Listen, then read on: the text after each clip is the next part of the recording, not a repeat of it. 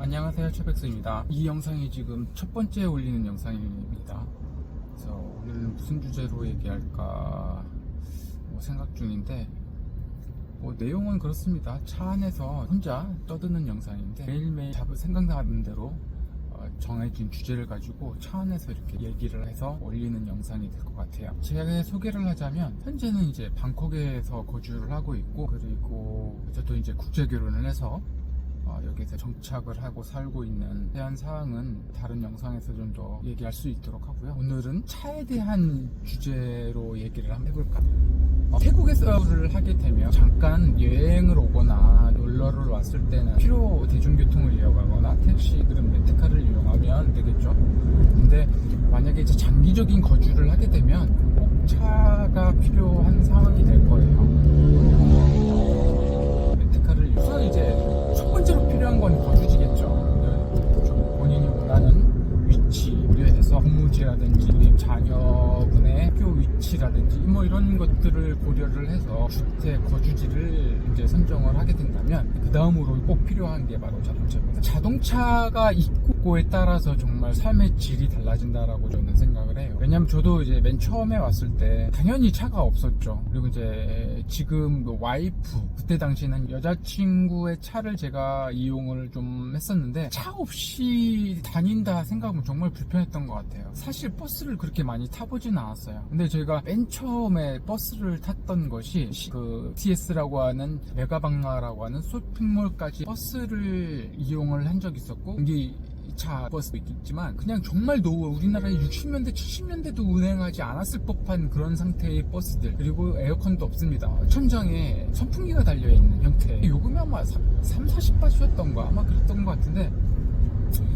타볼만은 하죠. 근데 그걸 만약에 매일같이 반복된다, 아침 저녁으로 출퇴근 시에 그런 버스를 이용한다 한다면 정말 힘들 거라. 제가 어렸을 때 학교 다닐 때 그 버스를 타는 정도의 이런 거 생각하시면 안 될 거예요. 정말 불편할 겁니다. 아침에 비는 오니 창문은 안 열 거고, 허겁지겁 타고 비는 내리고, 사람들은 빼곡하게 상태, 날씨 더운 습한 나라에서 에어컨도 없이 아주 좁은 공간에 있다, 북적북적거리는 차 안에 있다라고 생각한다면 쉬운 생활은 아닐 거라고 생각을 합니다. 버스만 있는 건 아니에요. 대중교통이 썽태우라고 해가지고 픽업 차량 뒤에를 개조를 해서 의자를 놓고 해서 그거를 이제 대중교통으로 이용하게 되는데, 그걸 타고 버스 정류장까지 가서 버스를 또 타고 출퇴근을 하게 됩니다. 그러니 1-2년 하다 보면 중고차가 됐든 새 차가 됐든 차부터 생각나게 됩니다.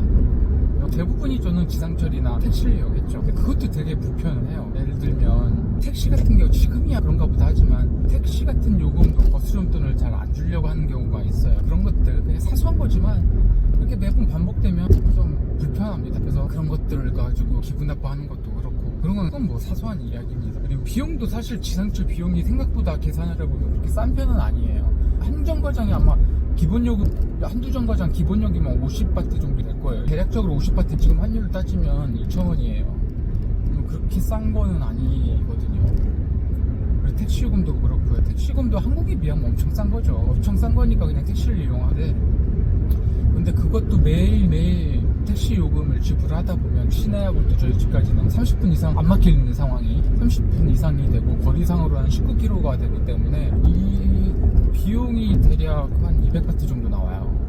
그럼 그 200바트면 1,000원 그렇게 되거든요. 그 비용도 한 달로 따지면 만만치 않잖아요. 그러다 보니 이제 차가 필요하다는 필요성을 느끼게 되고, 와이프도 결혼하기 전까지 아주 작은 승용차가 있었죠.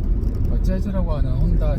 맨 처음에는 당연히 대중교통 썽태우 타고 오토바이 택시 타고 그렇게 출근을 했었죠. 얼마나 힘들게 아침에 비가 오고 하면 택시를 탈 수밖에 없고, 러시아워 시간에 택시 잡기도 힘들고요.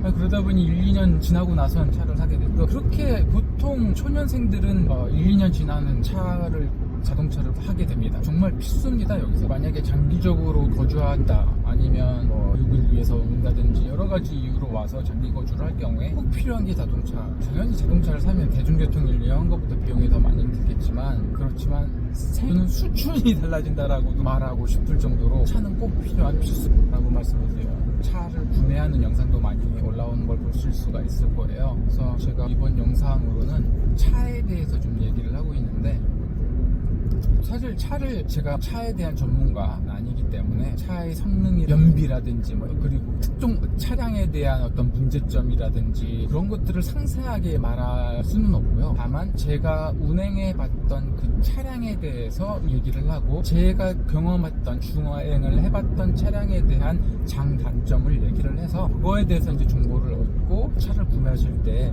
팁이 됐으면 바라면서 지금 이 영상을 만들고 있습니다. 와이프가 가지고 있었던 재즈라고 하는 차량, 아주 소형차죠. 정말 그 차가 정말 만족했었어요.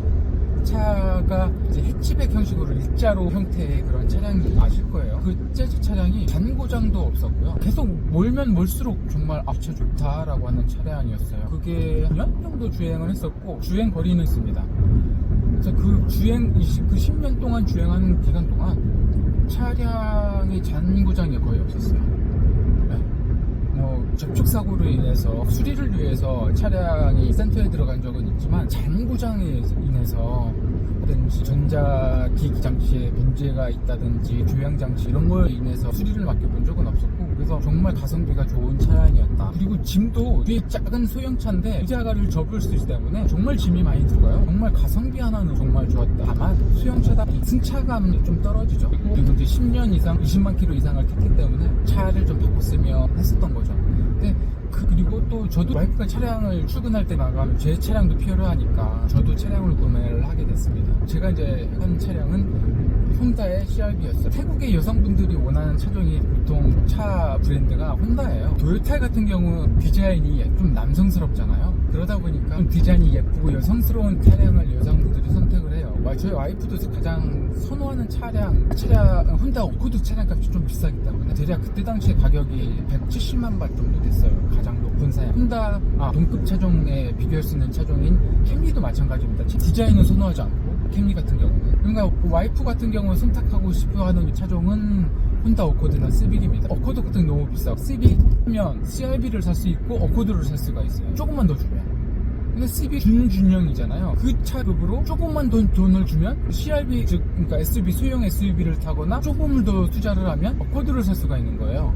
저는 CR-V를 구매를 하게 됐는데, CR-V를 구매하게 된 더 큰 이유는 주행하다 보면 아시겠지만 도로 상태가 그렇게 좋지 않습니다. 조그만 이라든지 소방도로, 작은 주거지역의 도로들 같은 걸 보면 정말 파손된 도로들이 정말 많아요. 구덩이가 정말 움푹움푹해서 위험한 곳이 많습니다. 그리고 또 비가 많이 오면 물이 배수가 안 되기 때문에 도로가 물에 잠기게 됩니다. 저는 좀 차고가 있는 CR-V 같은 소형 SUV 차량이 더 낫다라고 해서 적극적으로 시빅보다는 SUV 차량을 낫다가지고 CR-V를 구매를 하게 됐죠.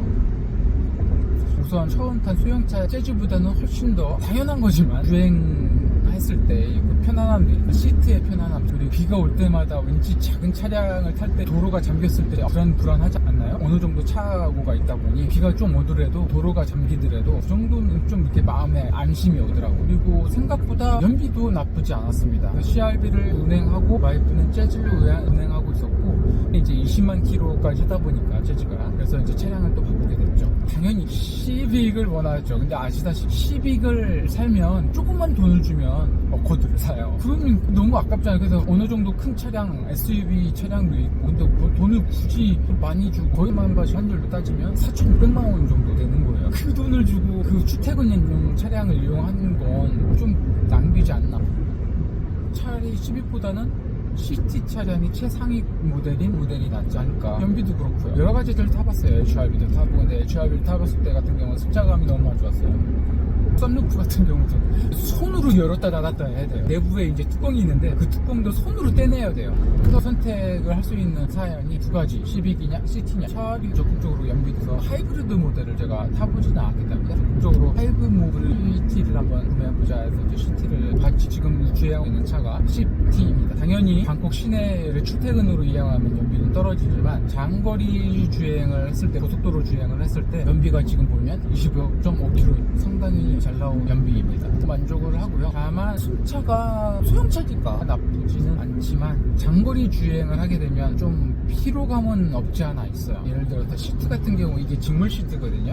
느끼기에 1시간 반 이상 주행을 하게 되면 약간 몸이 시푸드함은 있습니다. 좀 더 편한, 아무래도 당연히 CR-V가 가죽 시트이고 하고 안락함이 더 있으니까요. 저 퍼시티 차량 연비도 괜찮다고 생각해요. 그리고 이게 지금 대략 오늘 주행으로 82,000km를 탔거든요. 장고장은 하나도 없었어요. 대략 3년 정도 주행을 하고 있었고, 내비게이션 디스플레이가 고장난다든지 아니면 잔고장들 있잖아요. 윈도우에 이런 버튼들이 고장나기도 하는데 이런 잔고장들, 그리고 조향장치 오래 타다 보면 아직까지는 뭐 물론 키로수가 많지는 않지만 10만 킬로지 이상 타게 되면 이 조향장치에 문제가 있거든요. 핸들을 많이 틀었을 때, 그리고 후진을 하는 거다 전진을 했을 때 소리가 나는 경우가 있어요. 조향장치 고무 해킹 같은 이런 부분이 이제 찢어진다거나 이러면서 소리가 날 수도 있는데, 아직까지는 그런 부분 문제는 아직까지는 없어요. 물론 10만 킬로 이상 타면 문제가 있을 수 있겠지만 8만 킬로를 타면서 일반 경정비 오일을 갈아둔다든지 에어컨 필터만 갈아줬지 특정하게 어떤 문제가 있어서 수리를 맡겨본 적은 없습니다. 일본 차에 대해서는 내구성에 대해서는 정말 인정을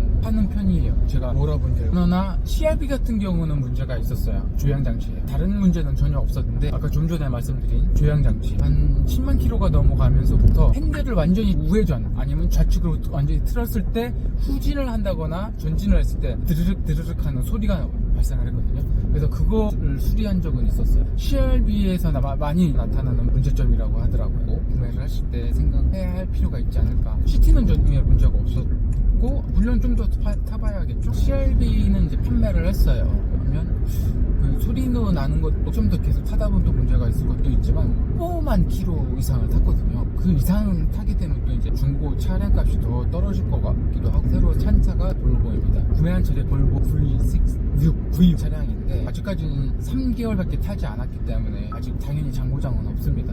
차에 대해서 얘기를 해가 제가 소유했던 차량들 그리고 필요성에 대해서 이게 첫 번째 영상이라 말을 제대로 조리 있게 얘기했는지도 모르겠네요. 다음 영상